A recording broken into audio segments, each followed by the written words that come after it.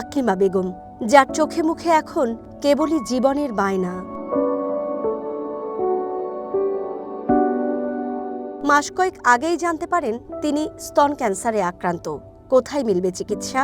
ওষুধ কি পাওয়া যাবে? খরচ কত?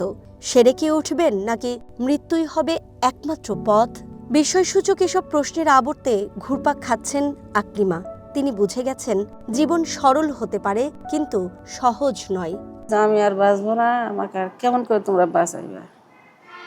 এই ক্যান্সারে তো মানুষ বাঁচে না, বেস্ট ক্যান্সার বলছি। এখন টাকা পয়সার দরকার, টাকা কই পাবো? আমার স্বামী তো, আমার তো কিছুই নাই। 21 দিন পর পর কেমো দেয়।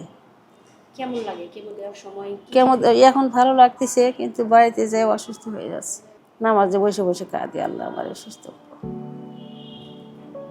আর কি কার কাছে কাঁদবো? আল্লাহর কাছে কাঁদি। স্বভাবে আবদারে পাশে থাকা মানুষটিও হতবিহ্বল। অকাল বৈশাখী মেঘ উঁকি দিলেও হাসি মুখে সইতে হয় সঙ্গীর সইতে না পারার বিমূর্ত যন্ত্রণা। যখন শুনলাম যে ক্যান্সার, তখন আমারও মনোভাব হইতেছে যে আমি রুগী বাঁচাতে পারবো কি পারবো না।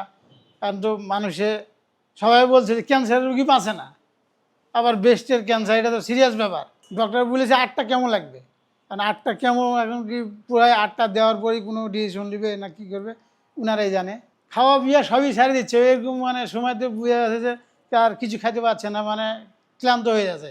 ওদিকে রোকসানা শিরিনের সংসারেও এখন হামাগুড়ি খাচ্ছে অনিশ্চিত এক জীবন। টানা কেমোথেরাপির পর এখন প্রয়োজন কাটাছেঁড়ার। ক্ষত আর ক্ষতির সীমানা পেরিয়ে এখন কেবলই অপেক্ষা। গুটিটা যখন ছিল, ক্যান্সার তো চিন্তায় আসে না, কেন আমার ক্যান্সার হবে? আমি তো এরকম কিছু করিনি। মনে হলো যে আমি বাঁচবই না, আমি আর পরিবারের সাথে থাকতেও পারবো না। ডক্টর বলেছে আপনার তো ওখানে ওটা ছোট হয়ে আসছে কেমো দেওয়ার পর, আপনি কী সিদ্ধান্ত নেন, আপনি কি ওইটুকু কেটে ফেলবেন না পুরোটুকু? তখন আমি ডক্টরকে বলছি, ডক্টর আমার যদি পুরোটুকু কেটে ফেললে আমি ভালো থাকি, আর কোনো ভয় না থাকে, তখন আমি ওনাকে বললাম যে আমি পুরোটুকু কেটে ফেলবো। প্রিয় সঙ্গীর লড়াইয়ে শরিক হয়েছেন আবুল কালাম। বেঁচে থাকবার প্রয়োজনে সব চাওয়া জট বেঁধেছে তাদের ভঙ্গুর জীবনে। ব্রেস্ট ক্যান্সার আমাদের ফ্যামিলিতে একটা আতঙ্ক। আমার ছোট বোন ওরও ব্রেস্ট ক্যান্সারে মারা গেছে। আমার ওয়াইফের যখন ওই মাথার চুল পড়ে গেল, নখটা কালো হয়ে গেল, একটু খারাপ লাগছে, কান্নাকাটি করছে। আমি বলছি যে এগুলা বিষয় না, অনেকেরই হয়, আবার ভালোও হয়ে যায়। বিশ্ব স্বাস্থ্য সংস্থার মতে বিশ্বে প্রতি 8 জনে 1 জন নারী স্তন ক্যান্সারে আক্রান্ত।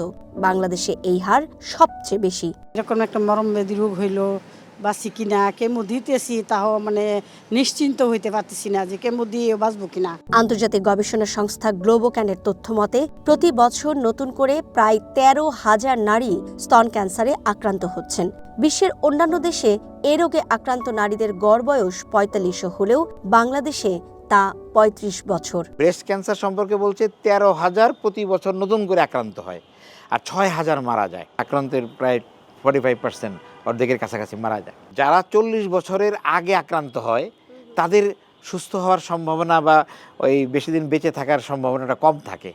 যারা 40-এর পরে গিয়ে আক্রান্ত হয় তারা তুলনামূলকভাবে একটু বেশি সময় বাঁচে। আমাদের যে নিজস্ব হিসাব যেটুকুই আমরা করতে পারছি, 35-এর পর থেকেই কিন্তু এই যে পিক এইজ গ্রুপ যেটা আমরা বলি আক্রান্তের, সেটা কিন্তু চলে আসছে। এটা কেন? এটা নিয়ে কিন্তু আরও অনেক গবেষণা, এখানে জলবায়ুর ব্যাপার থাকতে পারে, আমাদের লাইফস্টাইলের সাথে ফুড হ্যাবিট, অনেক কিছুর উপরে ডিপেন্ড থাকতে পারে। পৃথিবীর অনেক দেশে আছে 50 বছরের পর ম্যামোগ্রাম করা, অনেক দেশে আছে 35 বছরের পরে ম্যামোগ্রাম করা। সেগুলো যদি আমরা করতে পারতাম সব মেয়েদেরকে, তাহলে কিন্তু আমাদের দ্রুত রোগ ধরতে পারতাম, এবং তাতে করে কিন্তু বেশিরভাগ, আমি মনে করি 100% রোগীকে কিন্তু আমরা এই সমস্ত চিকিৎসা ছাড়াই কিন্তু সুস্থ করতে পারতাম। সরকারি তরফ থেকে এটা নীতি হওয়া দরকার, এবং রোগীদের জন্য বা বিশেষ করে এই সেবাটা কার্যকর করার জন্য একটি ক্যান্সার ফান্ড তৈরি করার কথা বলা আছে। কিন্তু আমাদের স্বাস্থ্যকর সংস্কার কমিশনের সুপারিশে কথাগুলো এবার কিন্তু বলা হয়েছে।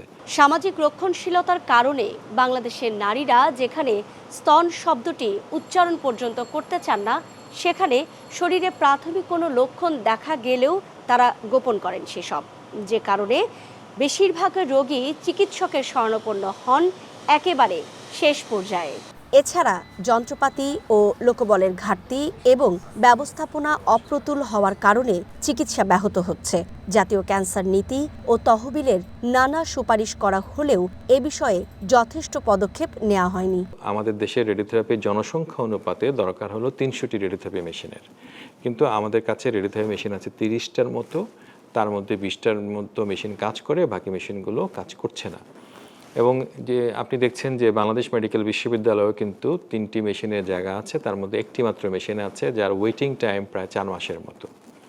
এবং অন্যান্য হাসপাতালগুলোতে, যেটা জাতীয় ক্যান্সার গবেষণা ইনস্টিটিউট বা অন্যান্য জায়গাতেও কিন্তু মেশিনের অপ্রতুলতার জন্য রোগীরা কিন্তু ফিরে যাচ্ছেন বা দীর্ঘ সময় অপেক্ষা করতে হচ্ছে। আমাদের প্রায় 2000-এর উপরে ক্লিনিক্যাল অনকোলজি দরকার বাংলাদেশে, সেখানে এখন 250-এর মতো আছে। আমাদের একটা বড় সংখ্যক হিস্টোপ্যাথোলজিস্ট দরকার, সেটা কিন্তু নাই। যারা কিন্তু বায়োপসি রিপোর্ট দিবেন সেটাও নাই আমাদের দেশে। ওভারঅল কিন্তু মানব সম্পদের দিক থেকেও আমরা অনেক পিছিয়ে আছি। আমাদের মেডিকেল অনকোলজিস্ট দরকার, আমাদের মেডিকেল ফিসিস দরকার, সেগুলো কিন্তু আমাদের দেশে নাই।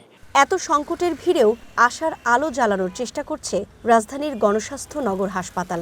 দরিদ্র রোগীদের জন্য সবচেয়ে কম খরচে স্তন ক্যান্সারের চিকিৎসার উদ্যোগ নিয়েছে এই প্রতিষ্ঠানটি।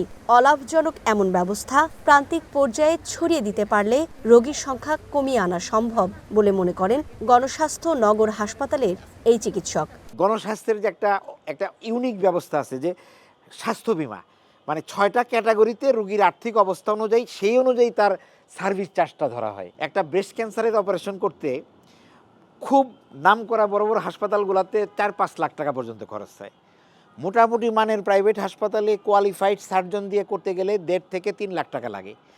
আর আমরা এই গণস্বাস্থ্যে 65,000 টাকা দিয়ে আমরা এই অপারেশন করে দিই। সরকারকে যেমন বলবো এই চিকিৎসা ব্যবস্থাটাকে মানে বিকেন্দ্রীকরণ করা, জেলা পর্যায়ের অন্তত অপারেশন, কেমোথেরাপি এই দুটো তো হইতে পারে, রেডিওথেরাপি সব হাসপাতালে না হোক, কিন্তু সেটা ক্যান্সারের যে স্পেশালাইজড সিস্টেমটাতে তো যাইতে হবে।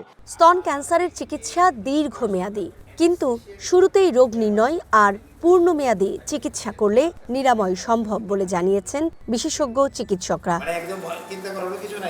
সুকন্যা আমির, ওয়ান নিউজ, ঢাকা।